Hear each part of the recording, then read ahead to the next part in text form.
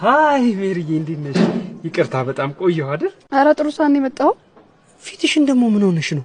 ቀለሙ ካልደረቀ ግርግዳ ጋር ተጋጭተሽ? ኧረ አቮካዶ ነው ለቆዳ ቆንጆ ስለሆነ ተቀብቼው ነው።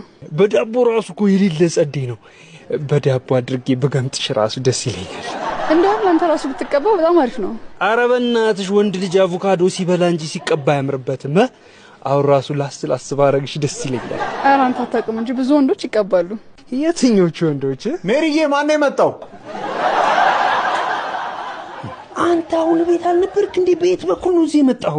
አካሌ ነው ቤት የነበረው እንጂ ልቤ ግን እዚህ ነበር። ምንድነው ወንድ ልጅ አይደለ? አቮካዶ ተቀብተህ ትቀመጣለህ? እና በርበሬ ልቀባ?